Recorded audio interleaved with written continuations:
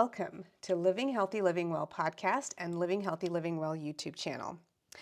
My name is Madhavi. I am your Chief Motivating Officer and owner of Prana Health Yoga and Wellness. Today I'm going to be talking about chronic pain and the management of chronic pain. First, I'd like to define to you what chronic pain is. Chronic pain refers to persistent and often debilitating discomfort that persists for an extended period, typically lasting for 3 to 6 months. It's unlike acute pain, which is a temporary sensation that is usually triggered by an injury or an illness. So chronic pain continues beyond the expected healing time and can significantly impact one's physical, emotional, and psychological well-being. It can stem from various sources, including injuries, medical conditions, and even psychological factors. And it often becomes a challenging aspect of a person's life. Someone who has been really struggling with chronic pain most of my young adulthood and now adulthood life. It started because in my childhood I was quite sedentary, and consequently I was not really very physical. I wasn't in sports or really didn't do much. I stayed at home. I was a homebody. So my personal struggle, it started off in childhood. I wasn't very active. And as I moved into adult life, as we change, our bodies need more movement. Our bodies need exercise, just movement, period. And this is something that I was not normally used to. So it was something that I slowly had to start to change in my late 20s after having children. I needed to drop some weight to get back to normal, to maybe fit into my clothes again. And it was the first time that I actually faced that I need to go and move my body and exercise. And after I had my first child, I was sitting down one day just folding clothes. I was sitting on the floor, folding clothes, not doing anything crazy. And would you believe my back just got pulled and it started spasming. I was stuck. I couldn't move. I was literally doing nothing and I pulled my back. And ever since then, I have been struggling with low back pain, leg pain. I have tight hamstrings. I have tight shoulders. It's just because I just did not have a regular movement practice in my life. And so as I started moving through this process of trying to learn how to deal with this chronic pain that just kept coming up because my body was weak. It wasn't used to exercise. It wasn't used to really doing much. I wasn't lazy. I'm a busy body, but I just didn't have regular movement practices, something that my body can build from and strengthen from. So into my 40s and my 50s, my 30s and my 40s actually, I started building exercise plans. I started doing a lot of cardio. I started with like kickboxing, going to aerobics, jazzercise, all this kind of stuff, whatever was what was popular at that time. And I just kept injuring myself. And I was like, wait a minute. And so clearly I was doing too much, something that wasn't working for my body. I needed to have guidance. So that's when I started leaning into the practice of yoga. So that was the first thing that I learned, that yoga, it actually combines physical practice, the asanas, the poses, with breathing exercises. It's connecting the breath and the physical movement together. So it engages in gentle, a tailored yoga routine to help us really connect with our body and move and lengthen the body, strengthen the body, create flexibility, but also trust and become mindful of what moves or poses work for me. When I was going into these, HIIT classes, Tabata classes at that time, my body wasn't used to it. I didn't gradually learn how to get in there. I just went on full force and I started hurting myself. So then I said, let me see if I can try yoga. So years and years ago, about 10, 15 years ago, I started just going in and just practicing yoga, going to some yoga classes, just trying stuff here and there, and slowly learning that particular practice. And then there's so many different types of practice of yoga. I started with hatha yoga, so many different styles of yoga, but that one I actually started to like. I was learning how to move into poses with ease, learning how to connect my breath. And then it also gave me the feeling of empowerment. So when we have chronic pain, it does affect us emotionally. It affects us emotionally. It brings us down. We start to feel down. We start to feel low in our body, in our mind. We even start to doubt ourselves. Am I enough? Is there something wrong with me? Why am I always limited? Why can't I go and do the things that I would like to do? As a child that was not really into sports or really any really vigorous activities, I did recess, but even recess, I was probably playing in a little corner somewhere, whatever, and never did well on the personal fitness tests that you do in PE. I just kind of started giving myself this idea from childhood that I was not good enough, I was not strong enough, therefore I should not even try these things. So it was a vicious cycle. So as I grew, got older and wiser, I started trying different exercises, but again, injuring myself. And I started learning more about the practice of yoga. Yes, you hear people, oh, I injured myself in yoga. Well, there's a reason for that. Even in yoga, the proper form, just like when you're in personal training, when you're doing strength training, you have to have proper form or you're going to injure yourself. But the practice of yoga is slow, and depending again on what style you choose. So the practices that I chose was hatha. It was slow. It gave me time to learn how to hold the pose, move into the pose with ease, and really connect my mind and body together with my breath. And then the mindfulness stuff started coming in. I started paying attention to how my body felt in these poses. And as I started practicing yoga, in the middle of all that, I was blessed with two boys. And what boys? I was like, what do I do with boys? They were in sports. They were doing all kinds of things. They always wanted to do high adventure trips. And me, high adventure? It was not part of me. But the practice of yoga actually helped me move past those emotions, move past the self-doubt. I started trying to do high adventure things, and it all started when I got married to my husband. He was a high adventure guy and loved to do all kinds of crazy things: whitewater rafting, canoeing. What else do we do? Hiking. These are things that I did not do. I sat at home and played with my Barbies and my dolls.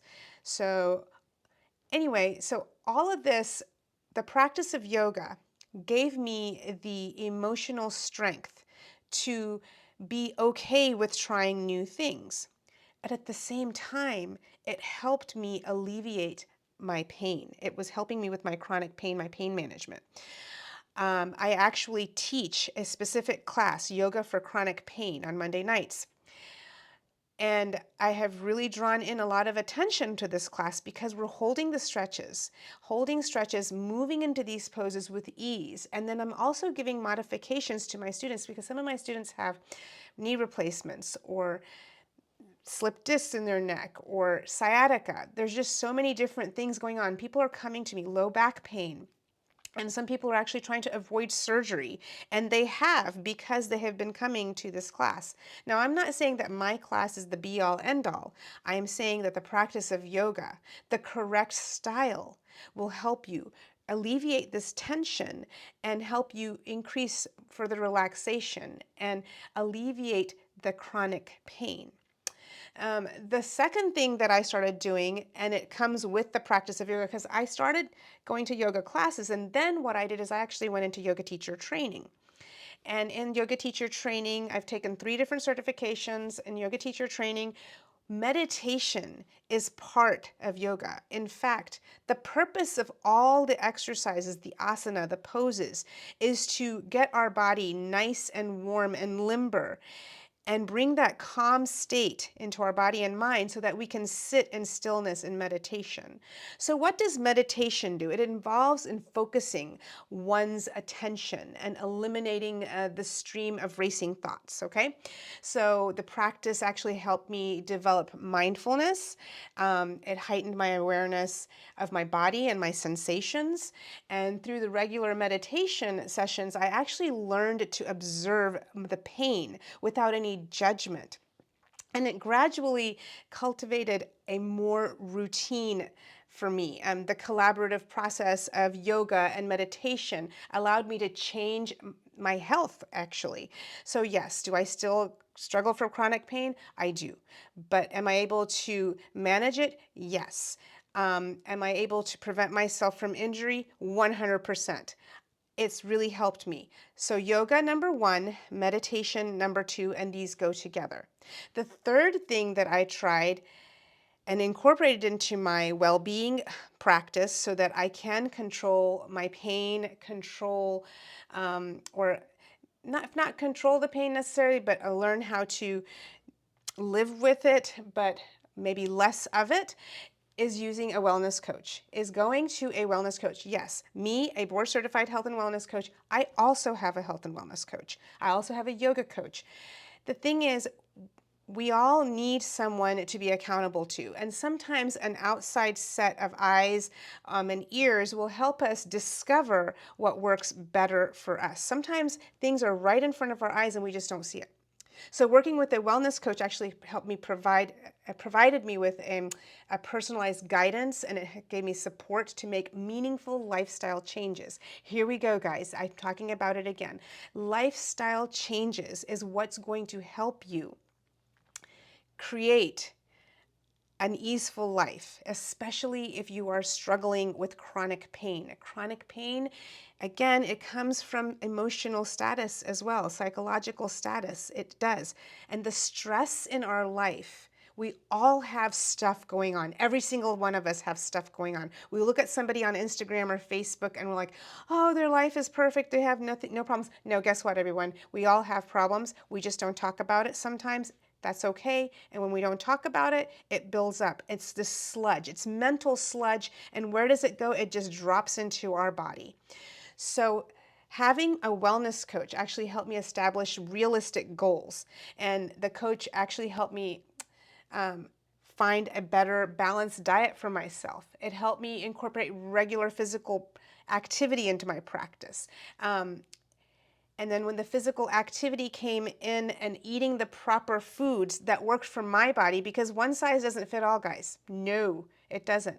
The inflammation started disappearing. I started sleeping better. I started eating better and wanting to exercise more. I started exploring more and doing different things that I never thought that I would like to do. And one of them is really pushing myself in the practice of yoga. When I initially when I initially started a yoga practice, I just wanted to learn how to do a sun salutation, guys. Now I'm taking it to the next level. I'm trying more difficult poses. I'm trying to challenge myself. Because when we challenge ourselves, we are going to create change. Challenge creates change in your body and in your mind and in your overall life. Challenge yourself, step out of your comfort zone. So the three things again, guys, that helped me with chronic pain management is the practice of yoga. Daily practice. I practice personal practice. I practice 4 days a week, and then I teach 5 or 6 classes, sometimes 7 or 8 classes a week. So I'm practicing with my students as well. It has become part of my lifeline. On the days that I skip yoga or skip my meditation, my day is rocked. It's completely different. And then the pain comes in, and then the emotional stuff comes in, and then I don't sleep well, and then I don't eat well. It's just a vicious cycle. So, if any of you guys are interested in trying yoga for chronic pain with me, message me, comment, give me a like also. That would help. And share any of this with any of your friends or family who you think would benefit from these tips that I just shared. Stuff that worked with me, my personal journey of starting with just being the little girl that played with Barbie dolls and dolls in her room, really wasn't an outdoorsy person, to get me out there, let me go hiking, let me try that. I want to try that because now I have the confidence that I'm going to be okay. I've built strength through the practice of yoga, physical strength. I have built mental strength through the practice of meditation. And I have built lifestyle changes thanks to a health and wellness coach. The guide on your side, that's me, a health and wellness coach, a guide on your side. We all need an accountability partner. We have personal trainers, we have nutritionists, we have yoga teachers, yoga coaches, health and wellness coaches, whatever it is. We have team coaches. All these people are guides on your side, and we all need that accountability because we all know what we need to do. We just don't do it. Why? Sometimes we just need that little push. So if you are one of those people that have been struggling with chronic pain, connect with me. Try my class. Try some meditation. You can do some apps. I have meditations on my podcast as well if you go down to some of the previous episodes. I will be adding more meditations to my podcast real soon and in my YouTube channel here, which I'm now calling Living Healthy, Living Well. I will be adding some yoga exercises and stuff, stretches and things for you to try and see if you like my style. That's all I have for you all this week. I hope that each of you have a wonderful weekend. Live healthy, live well, change your life, change your mind, and be well. Bye for now.